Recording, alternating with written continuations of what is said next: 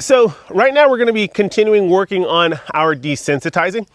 And one of the things about desensitizing is it's not just about exposing your horse to something scary and making them get over it. It's so much more than that. When we desensitize our horse, what we're looking for is for our horse to connect with us.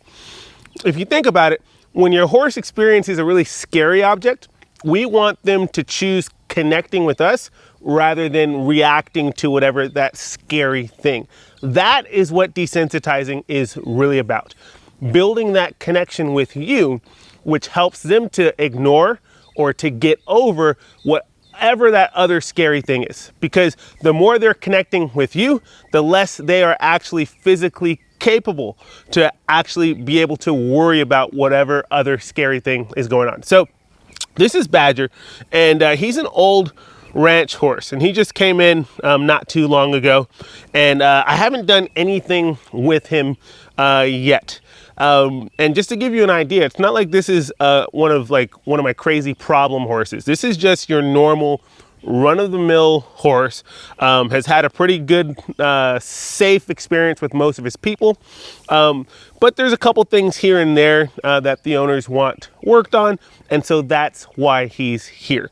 And I'm using him because this is most horses, and this is what most horses are going to go through when I do desensitizing with them. So I want to give you an idea of what a good horse is like and how there are things that we can do to try and work them through and teach them that connecting with us is always better than connecting with whatever else. So notice how he's looking off back there. There's a horse back there. There's some cows over there. Instead of looking at me or paying attention to what I'm doing, I mean, look, he's really looking over there. And so this is part of the desensitizing, because it's not just about, again, waving a flag at him and waving my stick. Good boy. I'm going to give him a rub because he brought his attention back to me. Very good. Very good. But it's about really being intentional about every part of the training. Because if I was just so focused on doing this flag work or taking my steady stick and desensitizing him with this, that I'm not realizing when he's looking away and not connecting like he is right here, then I'm missing a lot of opportunity to actually teach him things that are meaningful. And this is what this is all about, is creating meaning to our horse. It's so important because a lot of times when we get in there and we start desensitizing, we have our mind set on the end goal, which is, okay, today I'm going to wave my stick and see if my horse is okay with that. And I want my horse to just stand still. That's what most people will tell you. That's what a lot of you guys have been taught in the past. When you're desensitizing, the goal is to get your horse's feet to stand still and for them to relax. The moment they relax, then you're good to go. It's so much more than that. Yes, we want them to relax, but we want them to draw in. We want them to connect with us. And again, you can see, looking over here, looking over there, looking over here. He's a little distracted. Nothing terrible. It's not like he's screaming his head off or dancing all around. But when I work with my horse, I want that unbreakable bond. I want that bond where they are just zeroed in on me. And that's not something that I can force. That's something, though, that I can actually earn from him by really earning his respect and him realizing that I'm an okay person to be with and getting him to choose me, again, over whatever stimulus is going on. So before we get started with the desensitizing, the first thing I really want to do is make sure that he knows how to tip that nose in towards me. And it's not about just getting him to tip that nose. It's really about a connection, okay? So when I connect, if I draw him this way, very good. I'm going to give him a rub for that. If I draw him back this way, very lightly, very good. I want him to really fall into that feel. And I know that some of you guys are looking at this and saying, oh my gosh, he looks so soft. Guys, this is not any type of like rocket science. What's happening is he's just following my hand, right? Even though you see there's no tension on the rope, I'm just picking up and he's starting to follow that feel. He's starting to follow my hand. So your horses will do the same thing if you approach it nice and light and give them the opportunity to come into you before you start yanking and pulling. And so when he does come into me like that, see here, he's kind of stiff.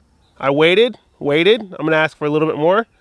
There, I'm gonna go in, give him a rub, let him know that he made a good decision. Guys, these subtleties, these details are so small, they're so minute, but they are huge in the grand scheme of building a trusting relationship with your horse. You're going to notice that the more I do these types of, oh, good boy. I love that. You see how he's kind of walking towards me here? Like a moment ago, he could have cared less, but now that he realized that I'm taking the time to actually connect with him, that I want to be his buddy, he's like, oh, this is so cool. Oh, this is a nice guy. Okay, let me walk in over there. And again, I haven't ever handled Badger before. He's been in the barn for the last week or so, but I haven't actually handled him. So he didn't know me up until now. But now he's starting to realize, man, he's a nice guy. Okay, I like that. He makes sense. He asked me to come, and he's patient. He's waiting. And then when I come around, oh man, he releases and gives me a rub. Let me step in and lean into that rub. That's what I'm looking for. And again, this might seem so subtle, but this goes a long way into building his trust with me. Good boy. Okay, so that's the first step. Just making sure that he knows how to give and follow that feel. Very good. I'm gonna come back this way. And if he's sticky, again, I'm not just yanking and pulling on him, I'm waiting until he does give, and then I'll release. Let me turn around over here, and what I'm gonna do here is I'm going to actually start with some basic desensitizing with my steady stick, okay? When I desensitize, one of the first things I wanna do is start with just gently tipping my horse's nose towards me. Very good. And I don't necessarily want him to move his feet, but I do want that nose to come in. And for right now, if the feet come too, that's okay. I'll take that. And so right now, I'm going to focus on doing some of the desensitizing with him. I'm going to take my steady stick and do some of the basic desensitizing that we do. That's why at first I wanted to make sure that he'll tip that nose in, because that's the very first thing that I ask my horse to do whenever they tip their nose in. He doesn't necessarily have to move his feet. If he does, that's okay for right now, but I really want that nose to start to incline toward me. There, good boy. I'll give him a rub because I'm setting the frame of everything else going forward. Right now, oh, I like that. He took a nice big deep breath, so I'm gonna give him a rub. And so that's something else I'm just gonna mention right now, is whenever he does something to relax, to soften in, very good, to soften into me, I'll stop whatever I'm doing and I'll reward him. Even if it's not necessarily the right timing, I want him, yes, sir, I want him to know that he's made some good decisions by softening, by coming into me here, okay? And if he goes away, I'll just pick right back up. There, release when he comes back to me. So this idea of, if your horse isn't paying attention to you, you got to get after them and whack them and get their attention and all that kind of stuff. That's not what this is about. You'll notice I'm not so much focusing on the correction. I'm focusing more on the connection. And the more that I'm able to get him to connect with me, the more I'm going to earn his respect and the more he's actually going to want to be with me. Good boy. Okay, so here we go. I tipped that nose in slightly there.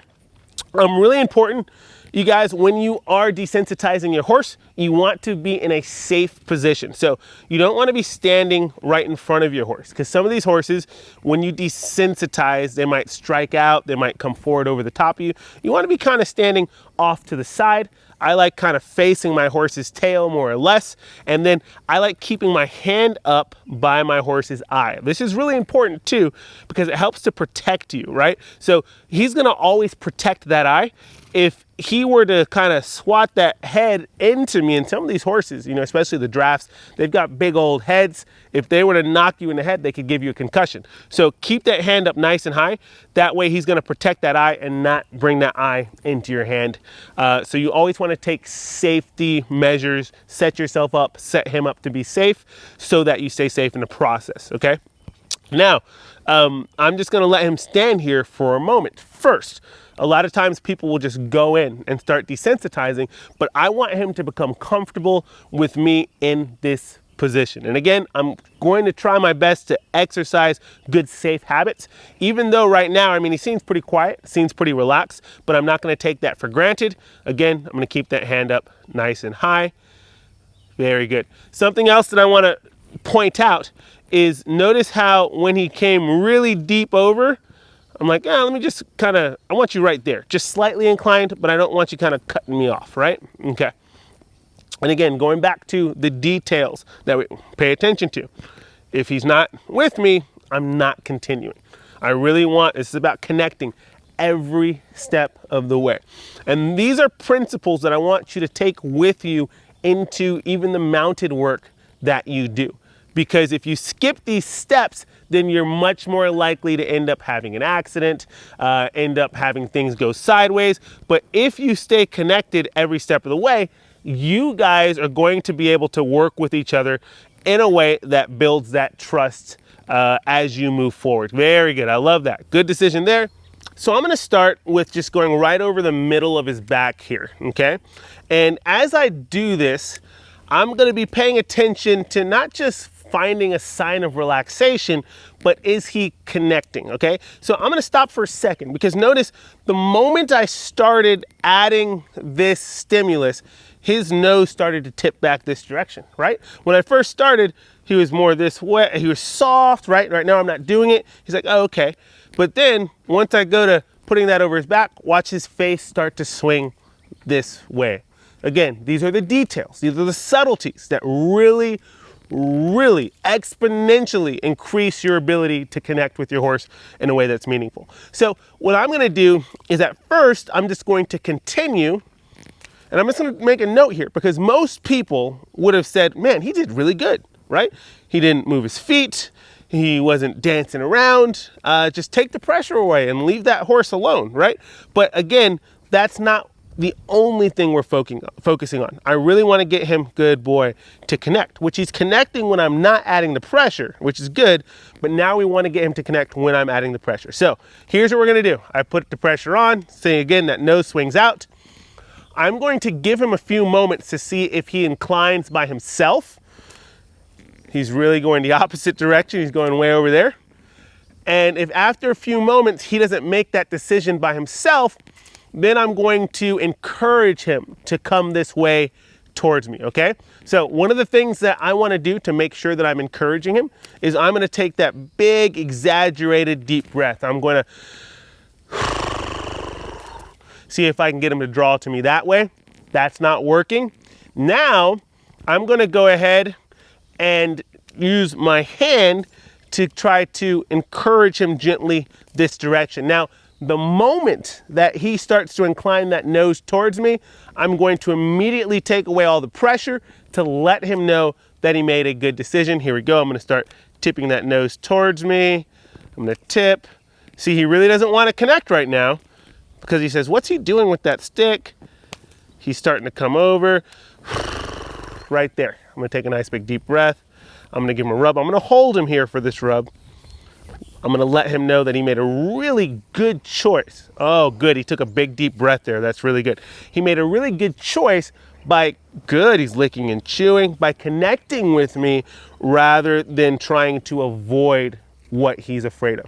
Guys, when we do the training on the desensitizing and we talk about the different types of desensitizing, the flooding, we talk about the gradual desensitizing, and we talk about how all these forms of desensitizing were derived from military doctors trying to find treatments for PTSD, right? So these soldiers, one philosophy is push them through it and get them back on the battlefield so they can continue fighting.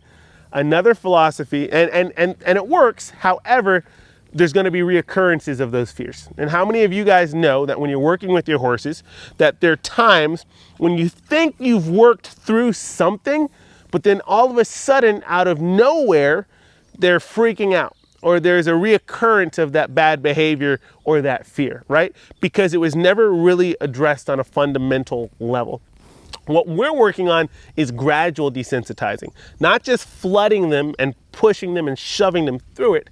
We want them step by step to build their confidence in a way that's meaningful so that they choose us over whatever scary thing is going on. So that's why the moment he tipped that nose in, I really took a nice big deep breath. I released that rope. I kind of lowered my cadence and everything to let him know that he made a good choice. So even right here, I'm going to tip him right back in right over here.